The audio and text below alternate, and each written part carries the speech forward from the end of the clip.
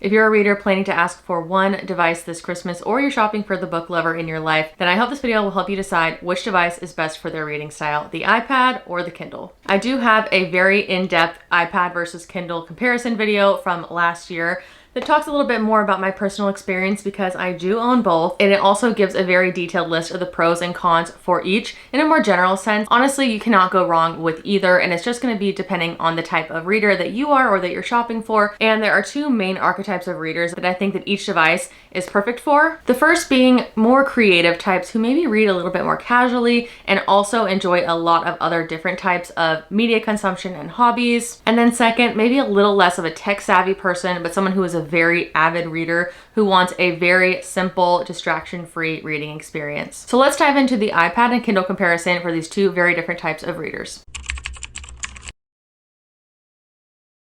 So we're in a really good spot for iPads right now. There have been tons of updates to both the tech specs and the iOS systems for iPad. So for a reader and as a reading device, I would definitely recommend either the iPad mini or the iPad Air. You're really not going to be needing the full power iPad Pro for a reading device. So if you are a reader or you're shopping for one who is a content creator, who likes to create art, is a very creative type, who likes to do different hobbies, then the iPad is going to be perfect for them. And I also think that the iPad is a better fit for more casual readers just due to the screen limitations. However, I love the endless options that come with an iPad. And there are a lot of different settings that you can use. As far as the ebook reading experience goes, one of the biggest perks for the iPad is the sheer number of apps that you have available to you for reading books, borrowing books, listening to books, all of the above. The Apple App Store ecosystem is huge. So that really opens up your browsing, shopping, and borrowing options. If you're someone who really wants to look for a deal, if you like to use a lot of different apps, the iPad's really going to be a great fit for that. But when it comes to the actual reading experience and reading ebooks and sitting down and looking at a screen, I do think that the iPad pales in comparison to the Kindle just due to the nature of the screen. But these things really can be mitigated these days with things like a matte paper screen protector and various settings like night mode and brightness and warmth. So if you are thinking about gifting an iPad to a reader this Christmas, maybe also consider giving them a paper-like screen protector for it as well. It kind of reduces that glare and gives it more of a traditional reading experience. For audiobook listeners, the iPad is very much a superior experience. One, because like I mentioned, there are tons of different audiobook apps that you can choose from, so it really widens your options. And two, the iPad has a built-in speaker, whereas the Kindle does not. So you do not have to always have headphones connected to listen to an audiobook. If the person that you're shopping for is very creative and you know they also like to journal, book journaling in the iPad is a really awesome experience. I have tons of book journaling content on the channel because it's what I use my iPad for the most. But the iPad in general offers tons of apps for journal and artistic expression. So there's a lot of ways that you can track your reading, document your reading, journal, and things like that in an iPad. Beyond traditional ebooks, if the goal is reading a lot of manga, graphic novels, or comics, the visual reading experience is going to be so much better on an iPad. It's going to be crisp, clear, and whether they're in color or not, it's just going to be better on an iPad. Even on the Kindle Color Soft, it's just that. It's a soft screen. The colors are not going to be as vibrant, and it's not going to be as nice as if you were viewing it on an iPad. Speaking of art, if you or the person that you're shopping for is a content creator and posts on social media, especially in the book niche, then an iPad is going to be an amazing tool for them. These days, an iPad is basically a mini computer, and there's tons of powerful editing for photo and video available right in the App Store. Plus, it offers a lot of productivity for things like email, content planning, brain dumping, all of that kind of stuff. And lastly, if the reader in your life or if you yourself is just a big media buff in general and you like to consume a lot of other different forms of media, shows, YouTube, games, then an iPad's going to offer that multi-purpose for you. So as you can see, there are tons of options when it comes to the iPad, but with all of that power and endless options does come a lot of distractions. So what can be intended to sit down to be a reading session can quickly turn into a doom scroll. So that's just something to keep in mind when shopping. Now, before we get into the Kindle, I just did want to give a little bit of a middle ground option really quickly.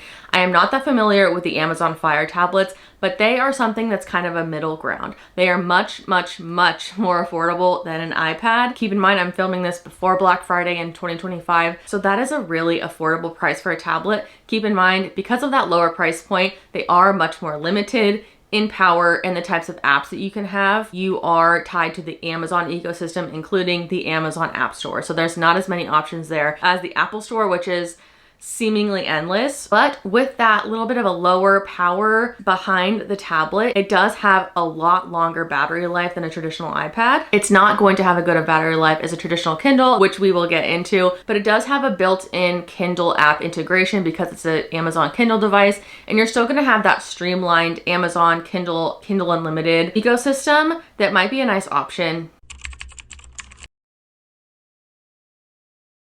So now let's talk about the Kindle side of things, because this is my absolute favorite thing in the world. I love my Kindle. I have a Kindle Paperwhite, and depending on the type of reader that you're shopping for, this might actually be a better fit for them. There are a few different types of Kindles available right now, again, as I am filming this in November 2025, and they all are generally going to be at a lower, more affordable price point than an iPad. There is the basic Kindle, which is just over $100, the Kindle Paperwhite, and then the Kindle Scribe, which comes in at $4.99, which is essentially the price of an iPad mini. So it's not something I would recommend, but a Kindle Paperwhite is a perfect middle ground. It's an amazing device. I really love it. That's the one that I would recommend for most readers. So what type of reader is the Kindle actually the best for? If you are someone, or you're shopping for a book lover who just wants to read and really struggles with distractions, wants to just sit down, disconnect, and have long, cozy reading sessions, then the Kindle is the perfect device. It doesn't have social media, it doesn't have notifications, you cannot be distracted. If you just want to untether from the internet and really be able to focus on reading, the Kindle almost forces you into that, which I absolutely love about it. The Kindle is also an amazing choice for a reader who is always traveling or reading on the go. It's more compact than an iPad, it doesn't have a glass screen, so it's less likely to crack, and the screen and lighting options for a Kindle are going to work in absolutely any type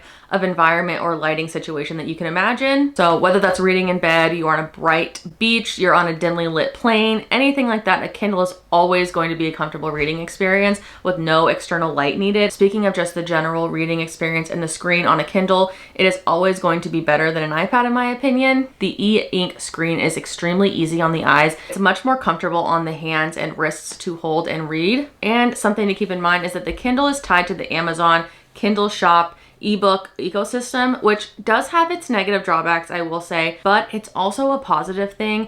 If you or the person you're shopping for is not that tech savvy, doesn't want to deal with all the apps, doesn't want to have to send stuff to their Kindle from another app, doesn't want to have to deal with any of that, the browsing and purchasing of ebooks through the Amazon Kindle ecosystem is extremely streamlined on a Kindle. You don't need a bunch of extra stuff to do it. And lastly, when it comes to reader behavior, as I mentioned, the Kindle battery absolutely cannot be beat. If you are traveling, if you are working, if you're commuting all the time, you don't want to be tethered to having to charge something all the time. The Kindle battery lasts for literal weeks, and it's amazing. As far as audiobook support, you're really not going to get much on a Kindle. There is some audiobook narration and support on a Kindle. It's mostly through Audible and Kindle Unlimited, but you do have to connect headphones to the Kindle because there's no external speaker. So really, if you are mostly an audiobook reader and listener, then an iPad's going to be the better option, or honestly just your phone. However, if you're shopping for someone who really loves the library, as they should, then one of my favorite features of Kindle is the Libby or Overdrive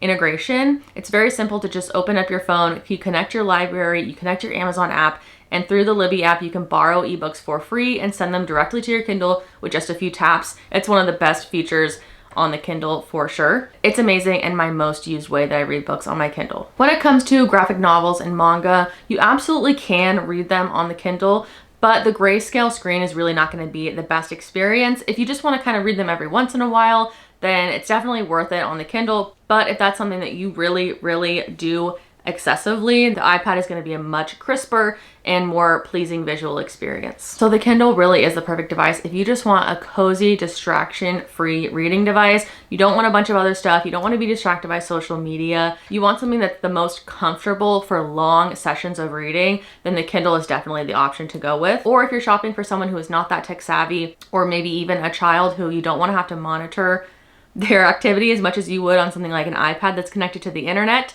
then a Kindle is also going to be a great option for that. I hope this video was helpful. I will link a ton of my other Kindle and iPad informational videos in the description if you would like to check them out. If you made it to the end of this video, please consider subscribing. I would really appreciate it. Let me know if this video helped you decide on an iPad or Kindle for yourself or for the book lover in your life this holiday season. I would love to know. Leave me a comment down below, and I will see you in the next video.